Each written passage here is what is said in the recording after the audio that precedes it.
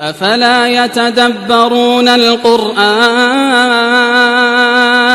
ولو كان من عند غير الله لوجدوا فيه اختلافا كثيرا۔ آج کے ہمارے پورے 9 روزے مکمل ہوئے۔ اللہ رب العالمین سے دعا ہے کہ اللہ تعالی ہماری عبادتوں کو، روزوں کو قبول فرمائے اور ما بقیہ روزوں کو صحت و عافیت کے ساتھ رکھنے کی اللہ توفیق عطا فرمائے، آمین۔ قال الملأ، یہ 9واں پارہ ہے۔ بہت ساری باتیں اللہ رب العالمین نے اس بارے میں بتلائی ہیں۔ چند آیتوں کی تفسیر آج ہم معلوم کریں گے۔ اس پارے کے اندر اللہ تبارک و تعالیٰ نے یہ بتلایا کہ عام طور پر انسان یہ سمجھتا ہے کہ نیکی کی جزا اور گناہوں کی سزا یہ قیامت میں انسان کو ملے گی۔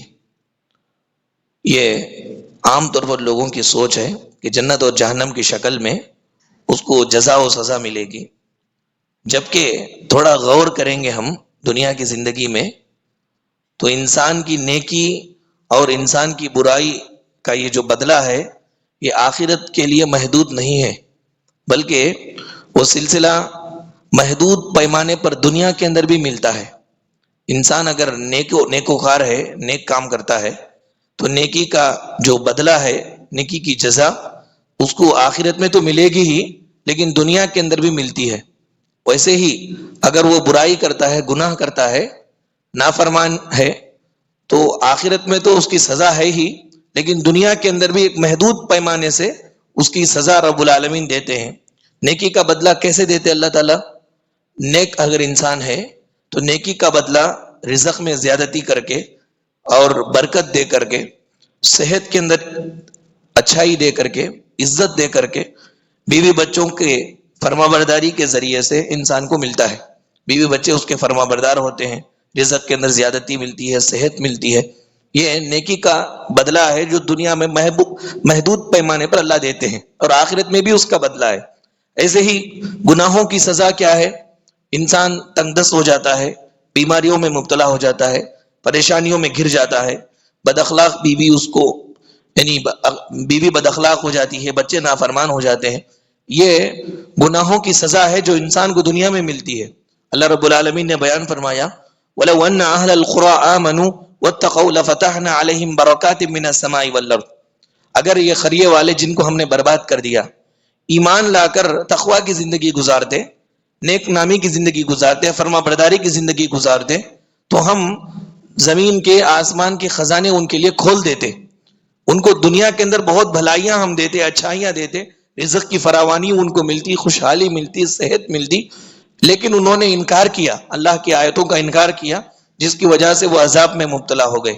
معلوم یہ ہوا کہ نیکی کی جزا اور اسی طرح سے برائیوں کی سزا آخرت میں تو ملتی ہی ہے، لیکن محدود پیمانے پر دنیا کے اندر بھی اللہ تعالیٰ دیتے ہیں۔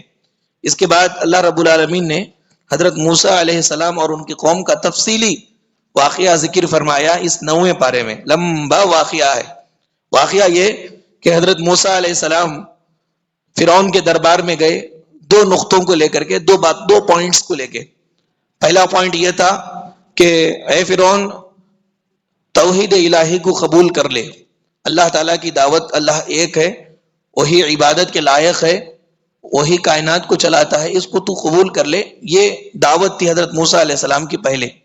اور دوسرا پوائنٹ یہ تھا کہ آپ نے خامخواہ بنی اسرائیل کو غلام بنا رکھا ہے، ان کو چھوڑ دو کہ وہ فلسطین چلے جائے۔ یہ 2 باتیں حضرت موسیٰ علیہ السلام نے فرعون کے سامنے پیش کی، اور یہ کہا کہ میں اللہ کا رسول ہوں، اللہ تعالیٰ نے مجھے رسول بنا کر کے بھیجا ہے۔ سارے وزیر لوگ تھے، فرعون تھا، اس کے سامنے یہ باتیں ہوئی۔ فرعون نے نشانی طلب کی، معجزہ طلب کیا کہ کیا گارنٹی ہے، کیا نشانی ہے کہ تم اللہ کے رسول ہو۔ تو اسی موقع پر موسیٰ علیہ السلام نے اپنا عصا پھینکا تو بڑا اژدہا بن گیا، اور اپنے ہاتھ کو بغل میں رکھ کر کے نکالا تو چمکنے لگا بغیر کسی عیب کے۔ یہ سارے درباریوں نے دیکھا، فرعون نے دیکھا، پھر بھی دیکھنے کے باوجود انہوں نے انکار کر دیا۔ یہ کہا کہ یہ جھوٹا ہے، یہ جادوگر ہے، جادوگر ہے، اس کے جادو کو توڑنے کے لیے بڑے بڑے جادوگروں کو میں دعوت دیتا ہوں۔ میدان کے اندر بلایا، بڑے بڑے جادوگروں کو، قوم کے کونے کونے سے آئے، بڑے مکھنڈے جادوگر۔ ایک وقت متعین کیا گیا، سارے لوگ کھڑے ہوئے. موسیٰ علیہ السلام دل کے اندر خوف کھانے لگے کہیں ایسا نہ ہو کہ یہ لوگ اللہ تعالیٰ کی توحید سے پھر نہ جائیں. اس موقع پر اللہ تبارک و تعالیٰ نے موسیٰ علیہ السلام کو تسلی دی. جادوگروں کو اکٹھا کیا گیا, اپنے فن کا مظاہرہ کرنے لگے. لوگوں کے آنکھوں کو انہوں نے جادو کر دیا. جادوگر جو آئے لوگوں کے آنکھوں کو جادو کر دیا. رسیاں پھینک رہے تھے, سارے میدان میں سانپ نظر آ رہے تھے, بھر گئے سانپ, پورے میدان میں سانپ بھر گئے. اللہ رب العالمین نے موسیٰ علیہ السلام کو حکم دیا کہ اپنا عصا ڈالو نیچے. ایسا جیسے ہی ڈالا گیا بڑا اژدھا بن کر کے چند ہی منٹوں کے اندر سارے وہ چھوٹے چھوٹے سانپوں کو نگل گیا اژدھا. تو جادوگروں کو معلوم تھا کہ وہ رسیاں ہیں, اس لیے انہوں نے پہچان لیا کہ یہ سانپ تو نہیں ہے, ہم نے تو رسیاں پھینکی ہے, لوگوں کے آنکھوں پر ہم نے جادو کیا ہے. لیکن ان کو معلوم تھا کہ یہ رسیاں ہیں. اژدھے کو دیکھنے کے بعد اب ان کو یقین ہو گیا کہ موسیٰ جادوگر نہیں ہے, کوئی اور ہے. آ کر کے پوچھے کہ کیا چاہتے ہو تم؟ انہوں نے کہا کہ میں یہ جادو بیدو کچھ نہیں جانتا, مجھے معلوم نہیں ہے, میں اللہ کا رسول ہوں, اللہ کی عبادت کرو, میری اطاعت کرو, یہی دعوت میں دینے کے لیے آیا ہوں. آدمی جب بالکل جاننے والا رہتا ہے تو اس کو سمجھانا آسان ہے, اور کچھ بھی نہیں جانتا نا اس کو بھی سمجھانا آسان ہے. تھوڑا جان کر کے تھوڑا نہ جانے تو اس کو سمجھانا بہت مشکل ہے. چونکہ وہ بہت جانے ہوئے لوگ تھے, فوراً دیکھا کہ جادوگری کے علم سے بالکل الگ چیز ہے وہ, تو فوراً جھک گئے اللہ کے لیے, سجدے میں گر گئے. فرعون نے دیکھا کہ ایسے معلوم ہوتا ہے کہ پہلے سے تم بات کر کے آئے ہو, میں تمہارے مخالف جانب سے پیر کو ہاتھ کو کاٹ دوں گا. انہوں نے کہا کہ ربنا افرغ علینا صبرا وتوفنا مسلمین, کہا کہ اللہ ہمارے اوپر صبر انڈیل دے, اب ہم کو آزمائش میں ڈالا جا رہا ہے, وہ ماریں گے, کیا کرے گا؟ فرعون سے انہوں نے ڈٹ کر کے کہا کہ قالوا لا غیر انا الی ربنا لمنقلبون, کوئی بات نہیں ہے, اللہ کے پاس تو ہم جانے والے ہیں, تو ہماری دنیا برباد کرے گا. اے فرعون تو کیا کر سکے گا؟ زیادہ سے زیادہ ہماری دنیا برباد کرے گا, لیکن ہم ایمان لا چکے ہیں پروردگار پر, اتنی بڑی آخرت ہمارے پاس ہے, اب دنیا میں مر جانے کے لیے تیار ہو گئے. حالانکہ جب وہ آئے تھے تو دنیا کی خوب لالچ کا سودا کر کے آئے تھے, ایمان دل میں آ گیا تو دنیا کی کوئی حقیقت نہیں رہی, بلکہ پورے کا پورا توجہ آخرت کی طرف ہو گئی. مرنے کے لیے تیار ہو گئے, سمت سے کاٹ دیا گیا اور ان کو بازوں کو سولی بھی دے دی گئی. یہ سارا واقعہ 9ویں پارے میں اللہ تعالیٰ نے بتلایا. پھر اس کے بعد فرعونیوں کے اوپر پے در پہ اللہ کے عذابات آئے, ان کو سمجھانے کے لیے کہ اللہ کے حقیقی نبی ہیں موسیٰ علیہ السلام. پے در پہ عذابات کیسے؟ اللہ نے پہلے قحط سالی کو نازل کیا, مر گئے بھوک سے. اس کے بعد پھلوں کے اندر کمی کر کے طوفان آیا اور ٹڈیاں اللہ تعالیٰ نے اتاری. اسی طرح ان کے پاس جوؤں کا عذاب آیا, کہاں بھی جاؤ جوؤں آ جاتے تھے, اور خون کا عذاب, مینڈک کا عذاب, یہ عذابات اللہ تعالیٰ نے ان کے لیے نازل فرمائے. جب جب بھی کوئی عذاب آتا تو دوڑے ہوئے آتے موسیٰ کے پاس, بولتے کہ دعا کرو کہ یہ عذاب ہم سے ٹل جائے. اللہ نے یہ سمجھنے کی ان کو توفیق نہیں دی, یا انہوں نے یہ نہیں سمجھا کہ یہ عذاب کیوں آ رہا ہے, کیا کرنے پر نہیں آئے گا, یہ نہیں سوچا کیوں آ رہا تھا. نافرمانی کی وجہ سے, نہ ماننے کی وجہ سے آ رہا تھا. اگر یہ اللہ کو مان لیتے تو یہ عذاب چلے جاتا ان کا, لیکن نہیں مانے, سارے عذابات میں مبتلا ہوتے رہے. موسیٰ علیہ السلام کے پاس آ کر کے درخواست کرتے رہے, موسیٰ علیہ السلام دعا کرتے رہے, یہ عذابات ان کے ٹلتے رہے. آخر کار فرعون جو بڑا ظالم تھا, تو اللہ تبارک و تعالیٰ نے سمندر کے اندر اس کو ڈبو دیا. بنی اسرائیل کو نجات دی فرعون کے ظلم سے. بنی اسرائیل دریا پار ہو کر کے اس پار چلے گئے. جانے کے بعد اب ان کی نافرمانیاں شروع ہو گئی. اب تک تو فرعون کے ظلم کے نیچے دبے ہوئے تھے, جب فرعون کے ظلم سے اللہ تعالیٰ نے نجات دی تو اب ان کے اندر نافرمانیاں شروع ہو گئی. جاتے جاتے چند لوگوں کو دیکھا کہ وہ ایک بت کو رکھ کر کے عبادت کر رہے ہیں, تو موسیٰ علیہ السلام سے کہنے لگے کہ اجعل لنا الہا کما لہم آلہہ, موسیٰ جس طرح ان لوگوں نے اپنا ایک معبود بنا کے رکھا ہے اور ان کی عبادت کر رہے ہیں, اس طرح ہمارے لیے بھی کوئی معبود بنا دیجئے, اس کو دیکھ کر کے ہم بھی عبادت کریں گے. موسیٰ علیہ السلام نے کہا کہ بڑے جاہل قوم ہو. معلوم یہ ہوا کہ شرک اور بت پرستی سب سے بڑی جہالت ہے. انسان دنیاوی اعتبار سے کتنا بھی اونچا ہو جائے, لیکن اگر وہ شرک میں مبتلا ہے, بت پرستی کرتا ہے, تو سب سے بڑا جاہل ہے وہ, اس کو کچھ معلوم نہیں ہے. اس لیے اللہ تعالیٰ نے کہا کہ موسیٰ علیہ السلام نے اس موقع پر کہا کہ تم جاہل قوم ہو, یہ کیسی باتیں تم کر رہے ہو. اس کے بعد اللہ تبارک و تعالیٰ نے ان کی بہت ساری غلطیوں کو معاف کرتا رہا, مہلت دیتا رہا. ہفتے کے دن عبادت کے لیے رکھا, عبادت کے اندر ہیلا سازی کرنے لگے, مچھلیاں پکڑنے لگے. کیسے کہ راستہ سمندر کے راستے سے گڑا کر کے آتے تھے, اور تالاب میں آگتی تھی مچھلیاں، پھر جا کر کے اتوار کو لے لیتے تھے. ہفتے کے دن کا شکار تھا وہ. ہیلا بازی انہوں نے کی. تو ہیلا بازی کرنے میں قوم کے اندر 3 قسم کے لوگ ہو گئے. ایک تو ہیلا کر کے کمانے والے، دوسرا ان کو روکنے والے، تیسرا خاموش رہنے والے. ارے بولے تو بھی سنتے نہیں ہیں، چھوڑ دیے. اللہ کا عذاب آیا تو جو خاموش تھے وہ بھی برباد ہوئے، اور اسی طرح سے جو کرنے والے تھے وہ بھی برباد ہوئے. جن لوگوں نے روکا تھا، دعوت دی تھی، نکو کرو بول کر کے بول رہے تھے، اللہ تعالیٰ نے ان کو بچا لیا. کسی بھی قوم کے اندر برائی ہوتی ہے تو برائی کو دیکھ کر کے چپ رہنا یہ گنگا شیطان ہے. برائی کے خلاف آواز اٹھانی چاہیے، برائی کے خلاف آواز اٹھانی چاہیے. یہ ہمارے ایمان کا تقاضا ہے. اللہ کے رسول صلی اللہ علیہ وسلم نے بیان فرمایا، ضرور تم بھلائی کا حکم دیتے رہو، برائی سے روکتے رہو. اگر تم ایسا نہ کرو گے تو پھر ایک وقت آئے گا کہ اللہ کا عذاب تم پر آئے گا، دعائیں کرو گے قبول نہیں ہوگی. یہ اللہ کے رسول صلی اللہ علیہ وسلم نے بیان فرمایا. تو یہ پورا واقعہ 9ویں پارے میں اللہ تعالیٰ نے حضرت موسیٰ علیہ السلام کا ذکر فرمایا. اس کے بعد عہد الستو کا تذکرہ ہے. اللہ تعالیٰ نے انسانوں کو دنیا میں بھیجنے سے پہلے ان کی روحوں کو پیدا کیا، پیدا کر کے عہد لیا. عہد کیا لیا؟ کہ کیا میں تمہارا رب نہیں ہوں؟ ساروں نے کہا کہ آپ ہمارے رب ہیں. پھر اس کے بعد اللہ تعالیٰ نے کہا کہ یہ بات بتانے کے لیے اپنے اپنے زمانے میں نبیوں کو بھیجوں گا. ہم سبوں نے کہا کہ ضرورت نہیں ہے. اللہ نے کہا کہ نہیں، تم بھول جاؤ گے، میں بھیجوں گا. اللہ نے بیان فرمایا، وَإِذَا أَخَذَ رَبُّكَ مِن بَنِي آدَمَ مِن ظُهُورِهِمْ ذُرِّيَّتَهُمْ وَأَشْهَدَهُمْ عَلَىٰ أَنفُسِهِمْ أَلَسْتُ بِرَبِّكُمْ قَالُوا بَلَىٰ شَهِدْنَا. تو یہ سارا عہد الستو ہے کہ پہلے ہی اللہ تبارک و تعالیٰ نے آدم کی ذریت کو پیدا کیا، روحوں کو عالم ارواح میں ہم سب سے عہد لیا. ہم کو وہ یاد نہیں ہے. یاد نہ ہونا یہ آزمائش ہے. ہم کو یاد نہیں ہے، یاد نہ رہنا یہ آزمائش ہے، لیکن ہم نے کیا ہے، یہ حق ہے، کیونکہ یہ بات قرآن میں اللہ نے کہا ہے. چنانچہ میرے بھائیو، معلوم یہ ہوا کہ انبیاء کی دعوت، آسمانی کتابوں کی دعوت کوئی نئی دعوت نہیں ہے، کوئی مشکل دعوت نہیں ہے. یہ ایک ایسا پیغام ہے جو ہر شخص کی فطرت میں موجود ہے. ہر ایک روح کی آواز ہے. انبیاء نے جو بھی دعوت دی یہ روح کی آواز ہے کہ ہماری یہ بات کو ہم کو پہنچانے کے لیے انبیاء آئے. آسمانی کتابیں جو اللہ نے اتاری، پہلے عہد لے لیا تھا اللہ ہم سے، اسی کو بتانے کے لیے اللہ تعالیٰ نے انبیاء کو بھیجتا رہا.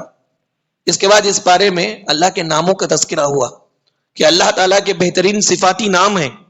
انسان کو، مومن کو چاہیے کہ اللہ سے جب بھی دعا مانگے تو اللہ تعالیٰ کے اسماء حسنیٰ کا وسیلہ دے کر کے دعا مانگے. تو اللہ کے نبی صلی اللہ علیہ وسلم نے بیان فرمایا کہ وسیلہ اللہ تعالیٰ کے ناموں کا اگر دے کر کوئی مانگتا ہے تو اللہ اس کی دعا کو جلدی قبول کر لیتے ہیں. وسیلہ کیسے پکڑیں گے؟ اے اللہ تو غفور ہے، تیرے صفت غفور کا واسطہ دے کر کے میں دعا مانگتا ہوں، میرے گناہوں کو تو معاف کر دے. اے اللہ تو معطی ہے، دینے والا ہے، میں تیرے اس صفت کا حوالہ دے کر کے اس وسیلے سے دعا مانگتا ہوں کہ تو مجھے نواز دے. اللہ اس طرح اللہ تعالیٰ کے، اللہ تو رحیم ہے، تیری صفت رحیمیت کا واسطہ دے کر کے میں تجھ سے دعا مانگتا ہوں، میرے اوپر رحم فرما. اس طرح اللہ تعالیٰ سے اس کے ناموں کا، اس کے صفاتی نام کا وسیلہ پکڑ کر دعا مانگنا چاہیے. فرمایا کہ وَلِلَّهِ الْأَسْمَاءُ الْحُسْنَى فَادْعُوهُ بِهَا. اللہ تعالیٰ کے بہترین اچھے نام ہیں، ان کا وہ نام ذکر کر کے اللہ تعالیٰ سے دعا مانگو. اس پارے کے اندر ہمارے نبی کریم صلی اللہ علیہ وسلم کی نبوت کی حقیقت بتائی گئی کہ نبی صلی اللہ علیہ وسلم کا کام کیا تھا. صرف اللہ کا پیغام اللہ کے بندوں تک پہنچانا، یہ ہمارے نبی کا کام تھا. وہ کوئی دوسری مخلوق نہ تھے، یا ان کے پاس کوئی ذاتی اختیارات نہ تھے کہ اللہ کے مخلوق تک اللہ کا پیغام پہنچاتے ہیں بول کر اللہ کچھ الگ اختیارات، الگ پاور ان کو دیا ہو، کچھ نہیں ہے. نہ وہ عالم الغیب تھے، نہ وہ مختار کل تھے. نبی صلی اللہ علیہ وسلم مختار کل بھی نہیں تھے کہ سب کچھ ان کے اختیار میں ہے، یا سامنے کا پیچھے کا نبی کو معلوم ہوتا تھا، عالم الغیب تھے، ایسا بھی نہیں ہے. اللہ کے نبی عام انسان ہے، لیکن اللہ نے ان کے اوپر ذمہ داری ڈالا، نبوت کی ذمہ داری، کہ اللہ تعالیٰ کے پیغامات بندوں تک امانت کے ساتھ پہنچانا. فرمایا قل، اے نبی کہیے، لا املک نفسی ضرا ولا نفع، میں اپنے آپ پر نفع نقصان کا مالک نہیں ہوں، میرے ساتھ کب کیا ہوتا مجھے معلوم نہیں ہے. الا ولو كنت اعلم الغیب لاستكثرت من الخير، اگر میں غیب کا علم جانتا تو بڑی بڑی مصیبتوں سے میں پہلے سے بچ جاتا، بہت سارا خیر میں جمع کر کے رکھ لیتا. کتنے مصیبتیں آئی ہمارے نبی کو، کیسے لوگوں نے سازشیں کی، اللہ کے نبی کو معلوم ہے تھا، اللہ تعالیٰ نے بچایا. اگر غیب کا علم ہوتا تو نبی کو معلوم ہو جاتا یہ میرے خلاف سازش کر رہا ہے، اس سے بچنے کے لیے تیاری اللہ کے نبی کر لیتے. جنگ احد میں دیکھو نبی کریم صلی اللہ علیہ وسلم گر گئے، آپ صلی اللہ علیہ وسلم کے دانت تھوڑے چھوٹے دانت ٹوٹ گئے، آپ کے گال پر مال لگا. اگر معلوم ہو جاتا کہ یہ مجھے مارنے والے تو نبی پہلے سے بچ جاتے. اللہ کے نبی صلی اللہ علیہ وسلم سے یہ بات اللہ نے بولنے گئے وَمَسَّنِيَ السُّوءُ، اگر مجھے غیب کا علم ہوتا تو برائی مجھے پہنچتی ہی نہیں. آخر میں اپنی حقیقت بتائی، اِنَّنَا إِلَّا نَذِيرٌ وَبَشِيرٌ لِقَوْمٍ يُؤْمِنُونَ، مومن قوم کے لیے میں ڈرانے والا اور خوشخبری دینے والا ہوں. جو ایمان لاتے ان کو جہنم سے ڈرا کر کے جنت کی خوشخبری دینے والا ہوں، یہی میرا کام ہے. بس اتنی ہی حقیقت ہے ہمارے نبی صلی اللہ علیہ وسلم کی کہ آپ عالم الغیب نہیں ہیں اور آپ کے پاس کوئی ذاتی اختیارات نہیں تھے. انسان جو ہے اللہ کی عبادت میں شریک کرتا ہے نا، ویسا اللہ کی نعمتوں میں بھی شریک کرتا ہے. انسان دیکھو کہ بہت سارے لوگ عبادات میں شریک کرتے ہیں، اسی طرح نعمتوں میں بھی شریک کرتے ہیں. کیسے؟ شادی ہوئی، میاں بیوی کی ملاقات ہوئی، پھر اس کے بعد سے یہ دونوں بیٹھ کر کے اللہ سے دعا مانگنے لگے کہ اللہ ہمیں صحت مند بچہ عطا فرما، اچھا بچہ عطا فرما. تو چنانچہ حمل رکا، 9 ماہ تک یہ آرام سے جتن رہے ماں عورت. جیسے ہی بچہ پیدا ہوا تو یہ دونوں نے کہا کہ فلاں بابا کی عطا ہے، فلاں درگاہ کے فلاں بابا کی دین ہے. اللہ رب العالمین نے بیان فرمایا فَلَمَّا آتَاهُمَا صَالِحًا جَعَلَ لَهُ شُرَكَاءَ فِيمَا آتَاهُمَا فَتَعَالَى اللَّهُ عَمَّا يُشْرِكُونَ. جب تک پیدا نہیں ہوا تھا اللہ ہی سے تعلق تھا، اللہ ہی سے دعا مانگ رہے تھے کہ اچھا بچہ عطا فرما اللہ. جیسے اللہ تعالیٰ نے دے دیا بچہ پیدا ہو گیا، ہونے کے بعد اب اس کے اندر یہ نعمت ہے اللہ کی طرف سے، یہ نعمت کے اندر شرک کر رہے ہیں کہ فلاں کی طرف سے یہ ملا ہے، فلاں کے ہونے کی وجہ سے ایسا ملا ہے، فلاں کے ایسا کرنے کی وجہ سے، یا فلاں درگاہ یا فلاں بابا کے پاس جانے کی وجہ سے مجھے یہ بچہ ملا ہے. دیکھو اللہ کی عبادت میں شریک کرنے کے ساتھ ساتھ اللہ کی نعمتوں میں بھی انسان شریک کرتا ہے، بہت بڑا گناہ ہے. سب نعمتیں اللہ دیتا ہے تو اللہ کی طرف نسبت کرنی چاہیے کہ اللہ رب العالمین نے دیا تو بندہ لے رہا ہے. اس کے بعد اللہ تعالیٰ نے یہاں پر ایک اہم بات بتلائی 9ویں پارے میں کہ شرک کی مختلف شکلیں پہلے بھی تھی آج بھی ہیں، لیکن پوری کی پوری شکلوں میں ایک ہی اہم ہے، وہ یہ کہ اللہ کے محبوب بندوں کو اللہ کے ہاں وسیلہ بنا کر کے لوگ پیش کرتے کرتے آہستہ آہستہ اللہ کے محبوب بندوں کی ہی عبادت شروع کر دیتے ہیں. اللہ کے محبوب بندوں جو انتقال ہو گئے محبوب بندے، اللہ کے محبوب بندے کو وسیلہ پکڑتے ہیں، وسیلہ پکڑ کے اللہ سے دعا مانگتے ہیں. آہستہ آہستہ وہ محبوبیت اتنی بڑھ جاتی ہے کہ وہ خود خدا بن جاتے ہیں. اللہ نے بیان فرمایا ان الذین تدعون من دون اللہ، اللہ کے سوا جن کو تم پکارتے ہو عباد امثالکم، تمہارے جیسے وہ بندے ہیں. خامخواہ تم نے ان کو بڑھوتری دے دی، وسیلہ بنا لیا اور میرے مقام پر ان کو لا کر کے عبادت کرنا شروع کر دی ہے. آدمی جب اندھی عقیدت مندی میں آتا ہے تو ایسے موقع پر انسان کو خدا بنا لیتا ہے. اللہ تعالیٰ نے خبر پرستی کا رد فرمایا یہاں پر.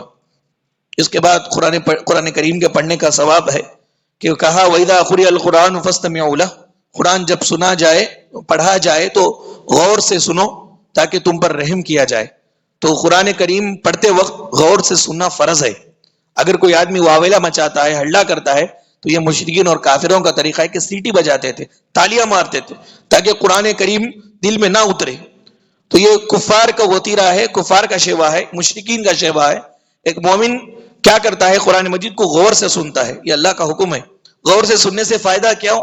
رحمت الہی کا مستحق بنتا ہے، اللہ تعالیٰ کی رحمت اس کو ڈھانپ لیتی ہے. لعلکم ترحمون اللہ نے بیان فرمایا. اس کے بعد سورہ انفال شروع ہوتی ہے. سورہ انفال میں حقیقی پکے مومن کی چند نشانیاں اللہ نے بتلائی. سچے پکے مومن اگر ہم بننا چاہتے ہیں تو یہ نشانیاں اپنے اندر پیدا کریں. کہا انما المؤمنون الذین اذا ذکر اللہ وجلت قلوبہم، اللہ تبارک و تعالیٰ کا ذکر جب بھی کیا جاتا ہے حقیقی مومن کے سامنے تو ان کے دل ڈر جاتے ہیں. وَإِذَا تُلِيَتْ عَلَيْهِمْ آیَاتُ، جب اللہ تعالیٰ کی آیتیں ان پر بیان کی جاتی ہے، تلاوت کی جاتی ہے، زادتہم ایمانا، ان کا ایمان بڑھ جاتا ہے، اللہ تعالیٰ سے خوب محبت کرنے لگتے ہیں. وَعَلَىٰ رَبِّهِمْ يَتَوَكَّلُونَ، اللہ ہی پر ان کا پورا بھروسہ ہوتا ہے. انسان کے اوپر، دنیا کے ساز و سامان کے اوپر ان کا بھروسہ نہیں ہوتا بلکہ اللہ پر بھروسہ ہوتا ہے. آپ دیکھیں کہ کفار مکہ بہت زیادہ ہے لڑائی کے موقع پر. یہ بات بتائی گئی اللہ کے نبی کو، صحابہ اکرام کو، تو اس موقع پر اللہ کے رسول صلی اللہ علیہ وسلم نے صحابہ اکرام نے کیا کہا؟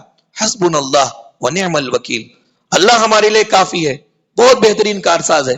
یہ مومن حقیقی مومن کی پہچان ہے کہ جو حقیقی مومن نہیں ہے اس کا بھروسہ دنیا کے مال و متاع پر ہوتا ہے، اس کی اپنی پراپرٹی پر، اس کے اولاد پر، اس کے فلاں پر. ابھی بولتے نا کہ یہ بچہ مجھے کھلائے گا پلائے گا بڑا ہونے کے بعد، میں جب بوڑھا ہو جاؤں گا تو یہ کھلائے گا پلائے گا. وہ کیا کھلائے گا پلائے گا؟ یہ حقیقی مومن کی پہچان نہیں ہے. حقیقی مومن کی پہچان یہ ہے کہ سارا معاملہ ہمارا اللہ تبارک و تعالیٰ کے اوپر رہتا ہے، اللہ تعالیٰ پر بھروسہ کرتے ہیں. پھر اس کے بعد یہ کیا کرتے ہیں؟ الذین یقیمون الصلاۃ، نماز قائم کرتے ہیں. ومما رزقناہم ینفقون، اللہ نے جو انہیں دیا اس میں سے خرچ کرتے ہیں. اولئک هم المؤمنون حقا، حقیقی مومن یہ لوگ ہیں. لہم درجات عند ربہم، اللہ کے پاس ان کے اونچے درجے ہیں. ومغفرہ، اللہ کے پاس ان کی مغفرت لکھی ہوئی ہے. ورزق کریم، بہترین رزق اللہ تعالیٰ ان کو دنیا میں بھی اور آخرت میں بھی دے گا.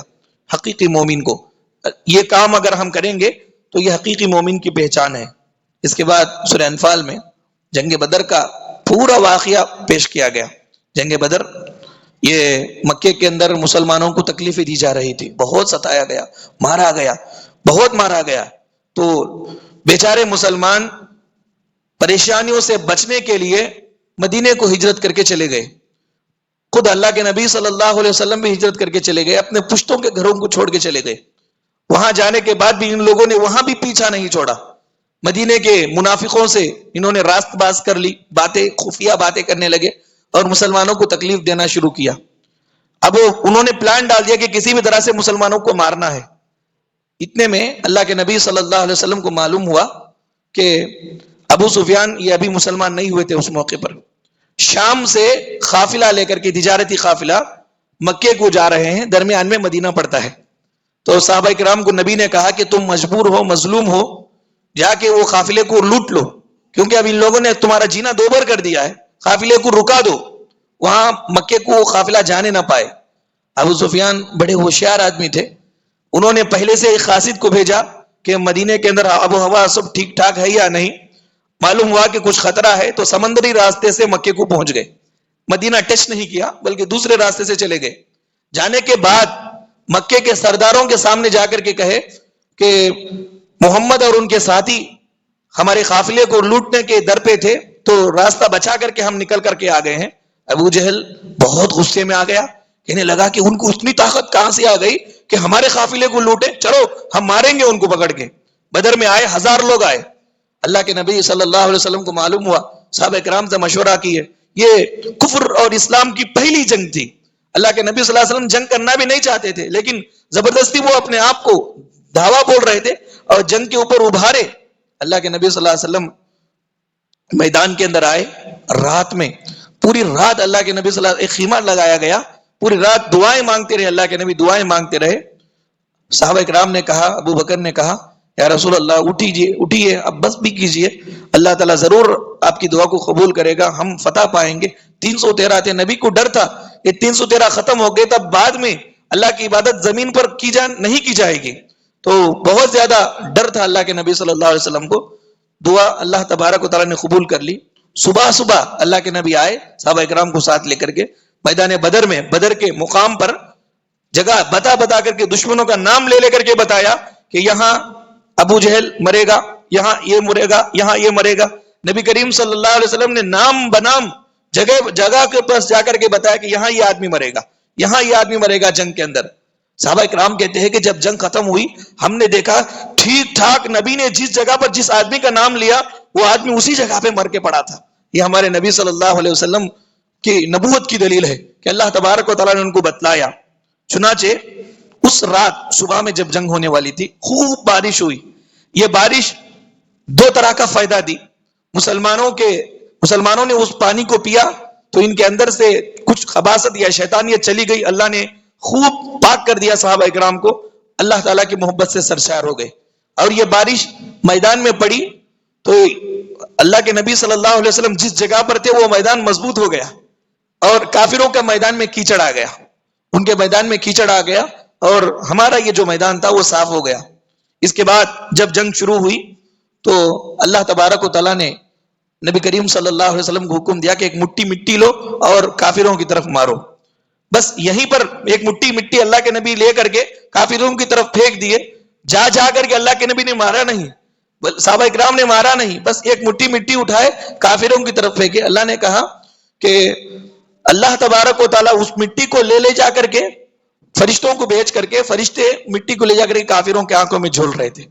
اور جن صحابہ کو تیر بازی آتی تھی، چند صحابہ تھے، تیر جب صحابہ اکرام چلاتے تھے تو وہ تیر صحابہ اکرام کے طاقت کے زور پر جاتا نہیں تھا، جیسے ہی وہ چلائے فرشتے اس کو لے کے جا کر کے آدمی کو مارتے تھے. یہ اللہ کی خصوصی مدد تھی، رحمت تھی. 1000 فرشتوں کو اللہ نے نازل فرمایا، فرشتے لے جا کر کے تیر کو لے کے جا کے مارتے تھے. خصوصی مدد ہے یہ، اعلاء کلمت اللہ کے لیے نکلے. صحابہ اکرام بالکل کم تھے، لیکن اللہ کی مدد ایسے آئی. اللہ تبارک و تعالیٰ نے ساری جنگ کے اندر فرشتوں کی مدد، فرشتوں کو بھیج کر کے، خود اپنی رحمت نازل فرما کر کے، بارش کو نازل کر کے، کیچڑ وہاں پر کر کے، یہاں پر ہم نبی کریم صلی اللہ علیہ وسلم اور صحابہ اکرام کی زمین کو ہموار کر کے اس طرح ساتھ دیا. یہ کفر اور اسلام کی پہلی جنگ تھی، صحابہ اکرام جیت گئے. یہ سارا واقعہ 9ویں پارے کے اندر اللہ تبارک و تعالیٰ نے ذکر فرمایا ہے. آگے بھی کچھ 10ویں پارے میں بھی اس کا کچھ تذکرہ ہے جنگ بدر کے واقعات کا، انشاءاللہ وہ کل معلوم کریں گے. اللہ تعالیٰ سے دعا ہے کہ اللہ رب العالمین ہم تمام لوگوں کو قرآن احکامات کو سمجھ کر اس پر عمل کرنے کی توفیق عطا فرمائے. اللہ تعالیٰ ہمارے روزوں کو اور ہماری عبادتوں کو قبول فرمائے، اور جب تک دنیا فانی میں ہمیں زندہ رکھے، ایمان اور اسلام کی حالت میں زندہ رکھے، جب خاتمہ ہو تو بالخیر ہو. آمین. وآخر دعوانا ان الحمدللہ رب العالمین. سبحانک اللہم و بحمدک، اشہد ان لا الہ الا انت، استغفرک و اتوب الیک.